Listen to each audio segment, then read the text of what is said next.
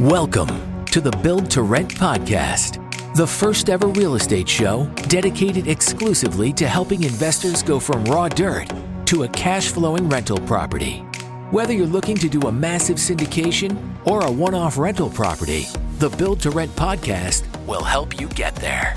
Our hosts, Steve Olson, Chase Levitt, and Sherida Zanger, bring together more than 4,000 properties of experience as they break down how to find and finance projects, make the most of market and tax strategies, and maximize the returns of a build-to-rent portfolio. This is the Build to Rent podcast. And now, today's episode. Welcome to the Build for Rent podcast, everybody. Good to have you listening to the show today. I'm Steve Olson. I have Chase Levitt and Sherida Zanger with me. We are going to cover a topic that can make or break your deal. Our last episode, we went over exit strategies. And guess what? Your exit strategy is toast if you don't get this one right. And this is a harder one to get right, given the semi-speculative nature of a build for rent product, right? We're going to talk about drilling down on income and expenses and the ways that we found useful to do that. So let's get into it a little bit here, because when you buy an existing asset, it's a known quantity, right? You've got to give a better return to your investors on build for rent because it's not a known quantity. There's a lot of things that you can go out there, you can vet out, you can discover that would make a compelling case for why your build for rent property is good. But is it really good? So one thing that I've done in the past to quickly vet out, do some due diligence on whether a project is worth exploring more or not, is to just use like a generic, what's called expense ratio. To say, I'm going to take 35% or 40% or more of the rental income, reserve it for expenses, and then based on my financing and everything else from there, I can back into whether this is a good cap rate, whether it's a good return or not, correct? But that doesn't always necessarily work, and that for dang sure isn't going to be the way you make the final decision on a project. So let's talk about drilling down a little bit tighter on some of these expenses and how we would determine them.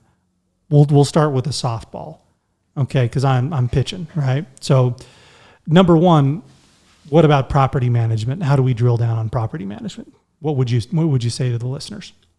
Obviously, go ahead and I can't even think of my thought here. So property management, understand your options, understand what percentage they're going to be charging, because this falls underneath expenses, right? Yeah. And so see what your options are and see what value they're going to bring. Not only what they're going to be charging to manage, but also charging for lease up.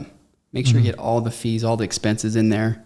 And then that's what you put that in your expense ratio or part of it. Interview a few different property management companies, because one may say one thing and one may say another. But like Chase said, make sure you know what fees are included. I know our property management charges if you're going to notify a tenant because you want to do a walkthrough or an appraisal if you happen to be selling. You know, there's different fees that they charge along the way. So make sure you know all of those fees ahead of time, because somebody may tell you that they have a lower rate, but it really isn't all said and done because they have a bunch of a la carte stuff added on top. Yeah, it could be a lower. Like, are you full service or not? Yeah. And the other way they can hide that a little bit too is, okay, there's value with repairs, right? And there's value in having different maintenance guys come in and controlling the repairs if repairs are needed. But are they going to get a percentage of that or a dollar amount of that? What does that look like? Mm-hmm. Does it make sense? Because there is time and value that maybe they should get paid, but are they going to be more motivated to get a lot of repairs done within your unit because they're getting paid for it? So are they making maintenance a profit center? Exactly. Another income stream for them. So really just take a close look there. Yeah, I mean, typically in a property management agreement, it would say the manager's allowed to spend up to $300 a month on just incidental stuff, clogged toilets, broken light switch, without having to tell you. So if every month $299 is coming out of your rent, you know this is a business model for them. It's just nickel and dime with maintenance as much as possible. Yeah. I mean, and that's you found that out too late, right? We're talking about vetting your income and expenses. This you don't know until later if they're actually doing that. So referrals and interviewing on the front end. I mean, we've interviewed a lot of property management companies together because it is a little bit easier of a number to drill down on, assuming it's apples to apples, right? Because if it's a manager for a whole apartment complex, they're going to have a very low management fee, but you're going to have payroll and marketing and advertising budgets on top of that, which would typically be fixed regardless of your vacancy rate, right? So you have to understand that too. But this numbers is only as good as your rents, which we'll get to drilling down on rents in a minute, because typically most of your management fee is a percentage of rents, right? So we'll get there. So that's management. This one's a stinker. What about taxes? How do we drill down on taxes? Because this is a new property. It's not on the tax rolls yet. So we've usually gone to Smart Asset, and they've been pretty good. I mean, we kind of hedge on being conservative, so we'll maybe jump up the price. And we're basing what we put into Smart Asset on what we think the value is going to be once it's completed, or the sales price. Again, this is going to be an assessed value in most of the states that we're in, so we don't know what this number is going to be, and no one will Assessed tell value you. not being the same as market value. Yep, not being the same as what you paid for it. And, they're not going to tell you the secret formula that they have hidden away in some vault. Chase and I have tried to dial in on it, but we've got a few of them to cough up the formula. Mm-hmm. Yeah, but I don't even know if that's, well, we'll see, because it's Arizona, right? And it's these weird numbers. But Smart Asset's been great. Also, another thing is go in the surrounding areas and try to find a similar property. It can kind of give you a good idea. You want to stick with something that's a similar age, although that doesn't necessarily always matter, but just the newer you can find and something that's more of a like kind. Again, we err on being conservative, so we always put that a little bit higher. Yeah, if you have something that's similar or a good comp, then you can see where those taxes, if it's been around for 1-2+ years, you can see where those taxes are at. Just look at the county records. If it's a new area, that's where it gets a little bit tricky, and there's not good comps at all, then you can probably get in touch with the county assessor. I think we've chatted with one in Salt Lake at one point. That was very helpful. Tried to chat with some down in Arizona, which was hard. They have a really, really tricky formula. I think can't figure that one out. Smart Asset's good. It's a website you go into, like you talked about. You just put in the city, and it'll populate a kind of an average of what that tax rate is. It's generally reliable. It's pretty close. Yeah. Yeah. Title companies can help too. Title companies, yeah. That was Some title companies don't want to help. I know Arizona, they refuse to give any kind of information. The title company we use in Utah is usually pretty helpful. A lender can help too, kind of tell you, hey, this is what we're going to base property taxes off of, and give you an idea. That depends on the loan, and I found they're being high a lot of times. Well, it's funny you say that, because I was going to do another quick poll. Who is more useless on property tax information, title companies or the county assessor? Title? Well, no, I'm going to back up. I'm going to say county assessor, because I don't think the county assessor wants to give you any information, because they don't want it to be held against them. Where the title company can say, hey, this is past closings. They have a little more data at their fingertips that they're willing to say, this is what closed on another property that we did recently. Well, because you just said that a private entity is more useless than a government entity, and I don't know when that would ever be the case. Yeah, so that's why I backed up. I think either one, just depending on who you're talking to and how much time they want to put into it in helping you. Well, when I have these conversations with them, you can coax a formula out of them, or the title company can look up rates. But where you are going to get nowhere is, what is the assessed value going to be? Because you know the formula to apply against the assessed value, but what is it? And that's where we've really found the Smart Asset resource, or looking at comparables in the area. I've even pulled up CoStar to see, okay, what are they charging taxes per door on that complex over there? Taken it, applied it to the one I'm analyzing, maybe bump it up a little bit so I know. And you're going to look at 3 or 4 of them, right? Come up with an average rate. Then you're not going to get burned, because this is one that's not going away, right? But property taxes are something, it's a blood sport, and you got to decide where you want to appeal. I got a notice for the property taxes on a 4-plex that I own, and they went way up, and I did not like it. But I looked at the assessed value that they put on it, and I feel like I have to whisper right now. I said, this should actually be higher.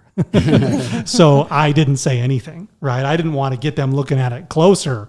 But, Can you say the state or no? You've been there before. Yeah. You might even be there right now. Okay. Yeah. I didn't know if it was Texas or, okay. Yeah. Those ones are sky high. Yeah. So that's taxes, right? I mean, there's sometimes it's easier than other times, but you should be conservative and plan on appealing them periodically, right? So we did taxes, we did property management.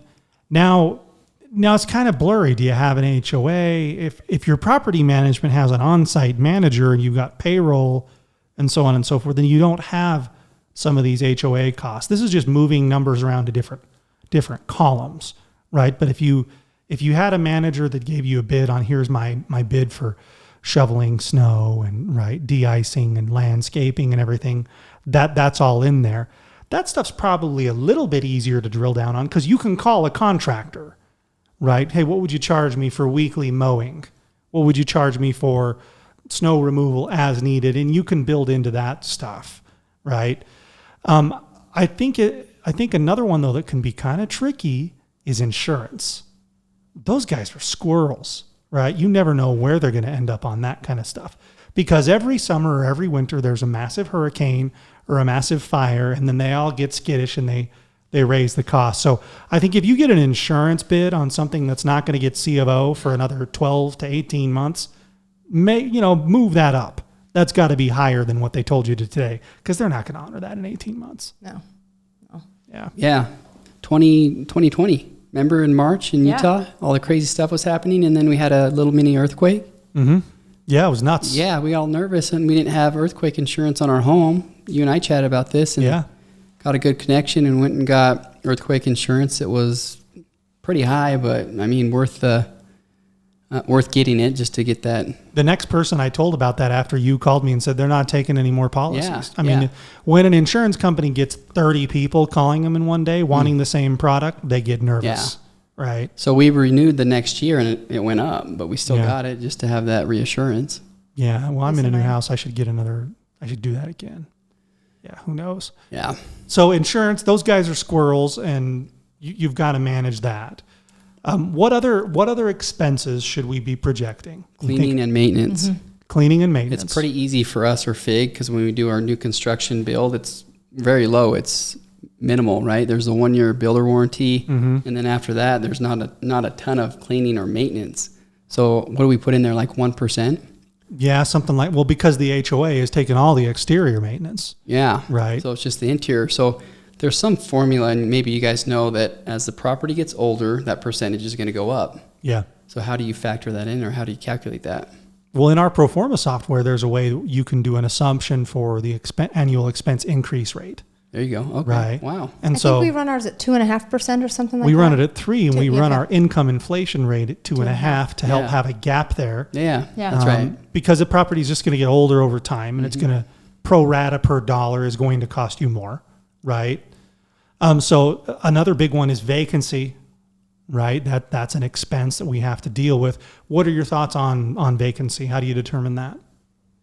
Talk with property management or different managers, or call in different locations, different apartment buildings to see how full they are.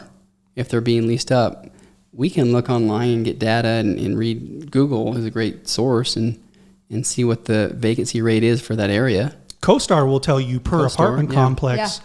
what their vacancy rate is.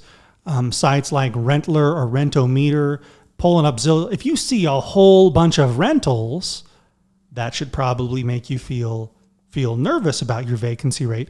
On the other hand, I see some news report, I think I put it in our Slack channel, local news in Phoenix interviewing tenants that are crying, saying every time I apply, it's already gone. That's bad for them. But if you're the owner, if you're trying to figure out rent projections, that would tell you could probably be a little more aggressive, would it not? Definitely, yeah. I think we're seeing that in all the states we're in right now, too. I Yeah. think not much is sitting around for very long. I mean, Something, yeah.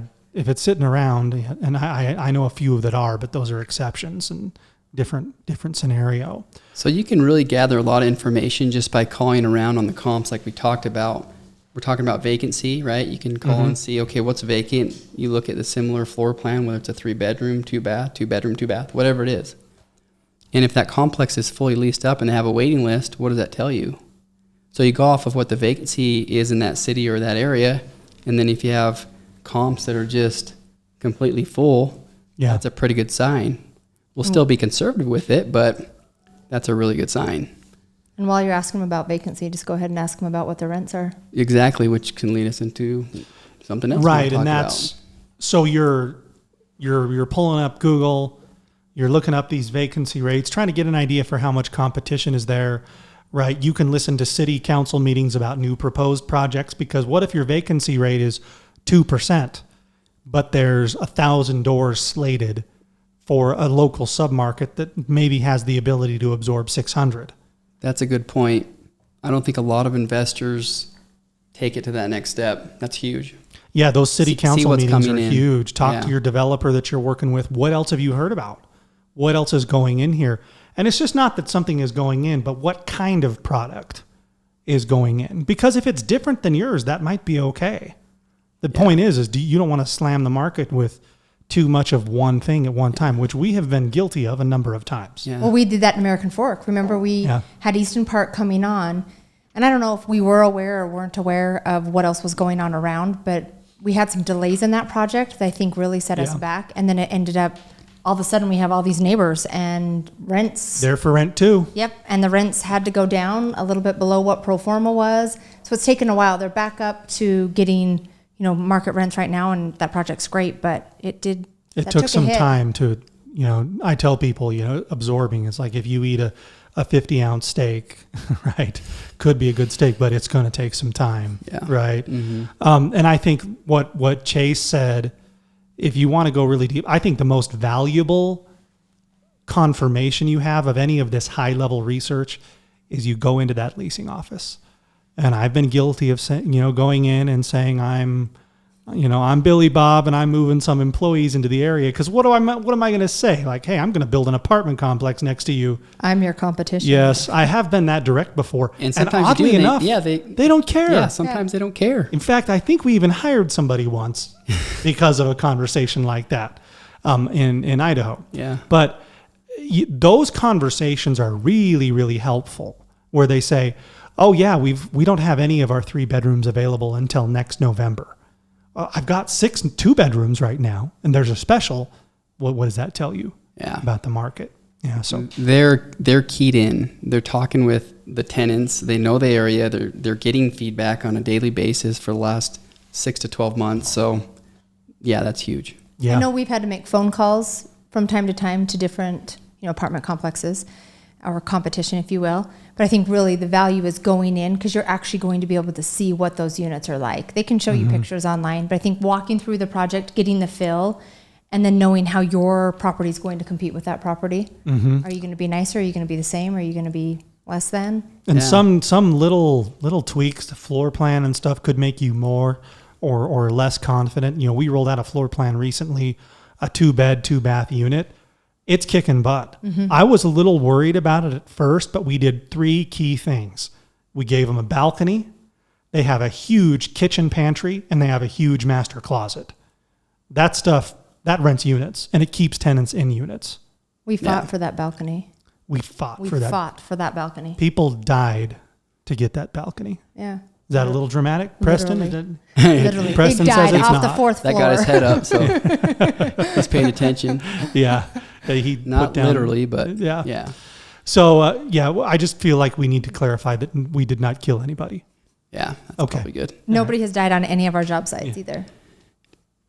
But are you sure? Just know that 2-bedroom, 2-bath floor plan ended up being awesome. Well, and in one of our projects that we did that, next to us we had 3 bedrooms, 2 bedrooms, and 1 bedrooms. And the funny thing was they were out of 2 bedrooms. Like that was what was leased up. So we were like, hey, we're hitting a grand slam here. Yeah, well, there's a good case to be made for 2 bedrooms, and the reason why a lot of apartments are those.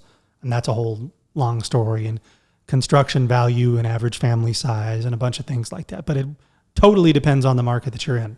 But if you can mix it up too, that's nice, because I know we're doing that same floor plan, but on the 4th level, we're doing 1 bedroom. A 1-bed, yeah. Which kind of gives you a little bit of diversity, which is nice as well. And the building looks better too. It's not as boxy. Should we give the people what they came for and talk about rents? Yeah. I mean, that's why anybody's here, if anybody is still listening. So let's talk about drilling down on those rents. So you, of course, have to understand your floor plan. That's probably the biggest key. But what are the two of you going to do when you're trying to back into a pro forma rent, knowing that this isn't going to be done for another 18 months? I never project on, it's going to increase over the next 12 to 18 months. I look at the comps on what it's currently at. And a lot of times we've been in a market where it has increased, and that's just the cherry on top. So basically, like we've been talking about, just really doing your research, making those calls, making those visits, understanding the product type or the comps in the surrounding area, and digging a little deeper. Yeah. Use Rentometer, Rentler, CoStar. I mean, there's a lot of great tools out there. Rents. Yeah. I mean, there's some good tools online when it comes to, okay, what's renting for what and what does that look like online? Yeah. And then you can get your boots on the ground too if you need to. So I have two things to say about that. Number one is when we talk about digging a little bit deeper, something that's really important to remember, we've looked at listings on CoStar and online, and it says, hey, $12.95 a month. When you get into that fine print, you oftentimes find a different story to be told.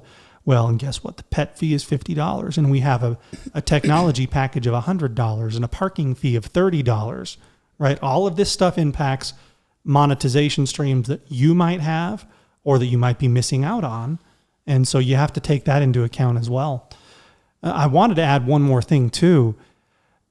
Something that we've seen once or twice is you go out, you dig around for info. There's a time to push it, and then there's a time to not push it. But I've evaluated projects before where there aren't comps. So what do you do? I mean, sometimes that makes you say, well, why aren't there?